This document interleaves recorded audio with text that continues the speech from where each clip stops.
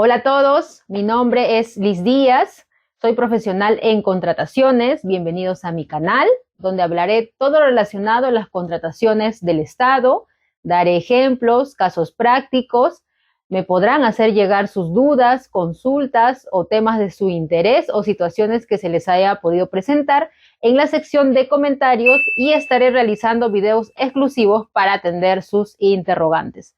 Sin más preámbulo, vamos con el tema del día de hoy.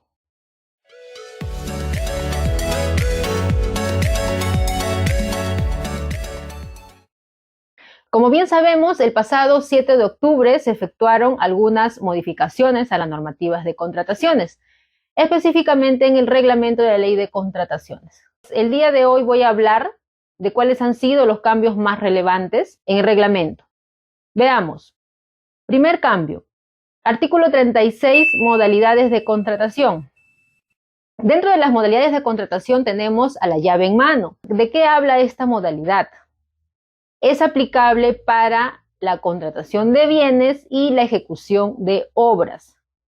En este caso, no va a ser suficiente que el contratista efectúe la entrega del bien o realice o ejecute la obra, sino va a tener que ponerla en funcionamiento. Va a garantizar que el bien o la obra empiece a funcionar. Veamos con un ejemplo.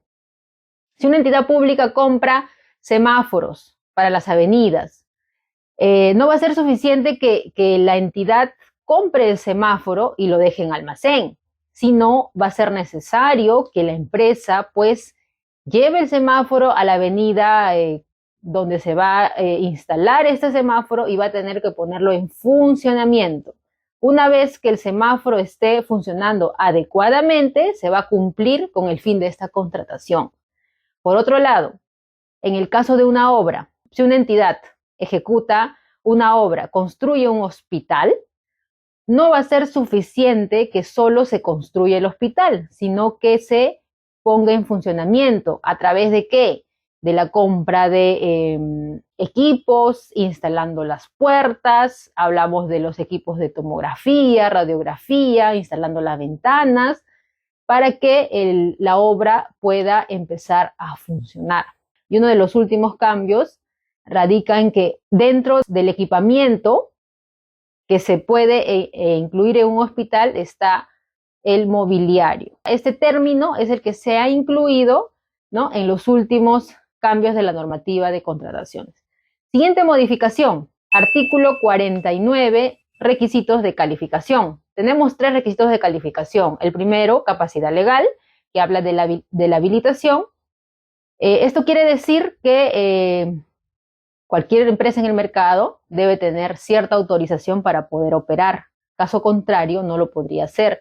Veamos con un ejemplo. Si un hospital quiere contratar una empresa de transporte para poder trasladar los residuos sólidos peligrosos, entonces, dentro de los requisitos, ¿no?, del requerimiento, se tiene que incluir obligatoriamente que la empresa tenga la autorización de la entidad competente, por ejemplo, del MINSA o del Ministerio de Ambiente, ¿no? Caso contrario, no se podría contratar a esta empresa, ¿no? Entonces, la habilitación es un requisito obligatorio para ciertas actividades para que el proveedor pueda ejecutar los servicios o de repente vender algunos bienes.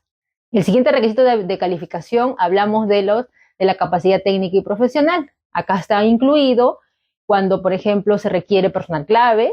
El tercer requisito de calificación es la experiencia del postor en la especialidad. ¿Cómo se mide esta experiencia? A través de contrataciones que haya realizado el proveedor en cualquier entidad pública o privada. Anteriormente teníamos un cuarto requisito de calificación que era aplicable solo para las obras, que es el tema de la solvencia económica. ¿De qué hablaba este requisito? Era un requisito que se solicitaba a las empresas donde garantizaban de que tenían solvencia, ¿no?, en sus empresas, liquidez, porque ahorita las empresas se encuentran recuperándose de la pandemia, de las crisis que tenemos ahorita a nivel internacional. Entonces, existían, ¿no?, muchos problemas para que puedan acreditar ese tipo de requisito. Entonces, en esta última modificación se ha suprimido este requisito. Ya no se pide solvencia económica para el caso de obras. Tercera modificación. Artículo 65, declaratoria de desierto. Anteriormente, cuando se convocaba una subasta inversa electrónica, tenía que quedar desierto hasta 2 veces para que la tercera convocatoria la entidad pueda evaluar convocarla a través de una adjudicación simplificada. Entonces, ¿qué veíamos nosotros o personalmente comportamiento común que había a nivel, creo yo, de muchas entidades? Es que constantemente las subastas inversas quedan desiertas. ¿Por qué? Porque se requiere que al momento de evaluar y calificar las ofertas, tiene que haber 2 ofertas válidas para poder dar la buena pro a ese proceso, ¿no? A diferencia de una adjudicación simplificada, donde solamente con una oferta válida sería suficiente para dar la buena pro. Ahora, si una subasta inversa queda desierta, la siguiente convocatoria ya puede ser a través de una adjudicación simplificada. Entonces, es uno de los cambios, creo yo, oportunos, ¿no? y válidos para poder, de repente, de alguna manera, minimizar los constantes desiertos que existen hoy en día en las subastas inversas electrónicas. Tercera modificación, artículo 68, rechazo de ofertas. Acá particularmente me parece uno de los cambios más resaltantes. ¿Por qué? Antes, cuando se recibían las ofertas, bueno, el comité de selección recibía las ofertas, por ejemplo, yo tengo un valor estimado de, para comprar materiales de construcción, mi valor estimado era de 100.000 soles, a modo de ejemplo. Recibía 5 ofertas y resulta que las 5 ofertas habían ofertado superior a los 100.000 soles, ¿no? Por ejemplo, la oferta de menor valor era 120.000, la siguiente 140.000, 200.000 y así hasta un monto mayor. Entonces, ¿qué te decía la norma antes de los cambios? ¿Qué tenía que hacer el comité de selección? Solicitar al órgano encargado de contrataciones para que gestione, ¿no?, los recursos presupuestales adicionales y la aprobación del titular de la entidad. No se le podía preguntar a los postores si estaban dispuestos o no a bajar su oferta.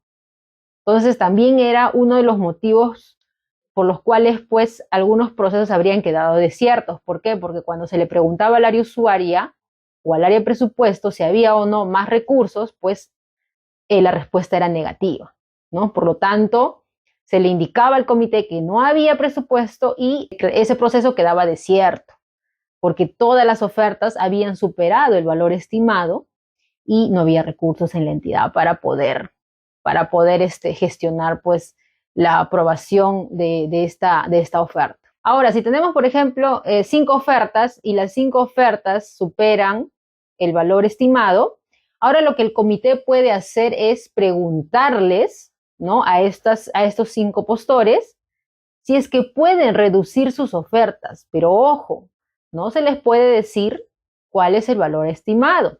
Esa es una información muy importante, ¿no? La norma indica que el valor estimado es reservado. Ninguna área que tenga conocimiento de este valor puede proporcionarlo a ningún tercero, ni mucho menos al proveedor. Entonces, lo que hace el comité de selección es le pregunta a estos 5 postores y le dice, ¿deseas reducir tu oferta? Entonces los postores lo evalúan y dicen, ya no, entonces voy a reducir, algunos indican 10.000, 20.000 o 30.000 soles menos. Y si una de esas ofertas está por debajo del valor estimado, entonces, pues, se da la buena pro, ¿no? Mientras cumpla con todos los requisitos. Ahora, si es que aún así estas ofertas reducen sus precios y aún así sigue por encima del valor estimado, bueno, el comité tiene que seguir el procedimiento que se seguía normalmente, ¿no? Le pide al órgano encargado de contrataciones que gestione, ya sea ante el área usuaria, el área de presupuesto, y al titular de la entidad, que gestione los mayores recursos y la aprobación ¿no?, correspondiente para que se pueda continuar con el proceso. Acá yo les quiero dar un consejo. La norma señala de que el titular de la entidad es el quien aprueba estos mayores recursos. Acaba el consejo. Es mejor o es más viable, ¿no?, de que esta responsabilidad sea delegada al funcionario competente, ¿no? En algunos casos puede ser delegado al gerente municipal, en otros casos de repente al jefe de administración, que es lo más común. La normativa no te prohíbe que se pueda delegar ese tipo de facultades. Entonces, teniendo en cuenta esta delegación, ya sería más viable, porque recuerden que a veces los titulares de la entidad, ya sean alcaldes, gobernadores, presidentes ejecutivos, directores, ministros, pues tienen otras actividades, ¿no?, de acuerdo a su sector. Entonces, lo más viable, lo más razonable es que este tipo de aprobaciones sea delegada al funcionario competente. En algunos casos, o en la mayoría de casos, se delegaría al jefe de administración, ¿no? Y una vez que se cuente con la aprobación del jefe de administración, ya tenemos los recursos, tenemos el informe del órgano encargado de contrataciones, ¿no?, donde da opinión técnica viable. Ya el órgano delegado, supongamos que haya sido el jefe de administración, a través de su área jurídica, pide el informe legal correspondiente y saca su resolución para poder aprobar esta oferta que ha superado el valor estimado, ¿no? Aprobar los mayores recursos de acuerdo a la oferta que el postor presentó en el procedimiento de selección. Siguiente modificación, artículo 100, condiciones para el empleo de la contratación directa. Dentro de los tipos de contrataciones directas está la contratación por causal de emergencia. Muchos hemos visto que durante la pandemia se han realizado constantes y múltiples contrataciones bajo la causal de emergencia. Veamos un ejemplo. Durante la pandemia, el gobierno sacó un decreto de urgencia donde señalaba de que todas las municipalidades provinciales y distritales iban a efectuar una compra de víveres para las personas de bajos recursos, ¿no? ¿Y qué te dice esta modalidad de contratación que es bajo la causal de emergencia? Que tú efectúas la contratación sin mediar un procedimiento de selección. No va a haber una convocatoria donde se presenten todos los postores y puedan usar, no. Se realiza a través de un procedimiento más corto, pero acá también les va un consejo. La entidad debe establecer sus procedimientos internos para efectuar este tipo de contrataciones, porque son muy delicadas y muy cuestionadas. De todas maneras, las actuaciones preparatorias se deben realizar de una manera rápida, pero fomentando pues la participación y la concurrencia de proveedores. Esta es la única causal que permite que regularices todos los procedimientos posteriormente. En este caso, en la contratación de víveres, la empresa entrega los víveres y luego ya regularizamos los recursos presupuestales, la inclusión al PAC, la aprobación de expediente, la convocatoria y todo lo demás, ¿no? Previa aprobación, pues, del órgano competente. Por ejemplo, en el caso de las municipalidades, el que aprobaba este tipo de contrataciones era el Consejo Municipal. Entonces, la anterior normativa te indicaba que también la carta fianza tenía que ser regularizada, ¿no? ¿Y qué pasaba? Que a veces ya los proveedores habían entregado los bienes y el área usuaria ya había dado la conformidad, y cuando se presentaba el momento en el que tenía que presentar la carta fianza, a veces el proveedor señalaba, el contratante señalaba, que ya no era necesario presentar la carta fianza porque ya se había entregado los bienes y ya se había dado la conformidad. Pero como la norma no precisaba dicha exigencia, entonces se tenía que exigir. Ahora no. Ahora la norma te señala de que si ya se efectuó la entrega de los bienes y la conformidad, entonces ya no sería necesario la entrega de la carta fianza. Siguiente modificación. Artículo 141, plazos y procedimientos para el perfeccionamiento del contrato. A ver, antes de las modificaciones, cuando se otorgaba la buena pro, ¿no?, el comité de selección pasaba el expediente al órgano encargado de contrataciones para que pueda continuar con los plazos de ley para que el postor ganador de la buena pro presente sus documentos para firma de contrato. Entonces, ¿Qué pasaba anteriormente? Si el postor que ganó no llegara a presentar sus papeles o presentando habían observaciones que no las llegaba a subsanar, pues se pedía al segundo lugar dicha documentación para que se pueda evaluar y otorgar la buena y suscribir el contrato. Pero ¿qué pasaba cuando no había un segundo lugar? ¿No? O este segundo lugar, aún presentando sus documentos, también existían observaciones que no se podían subsanar y no se llegaba a firmar el contrato. Lo que tenía que hacer el órgano encargado de contrataciones es declarar desierto el proceso.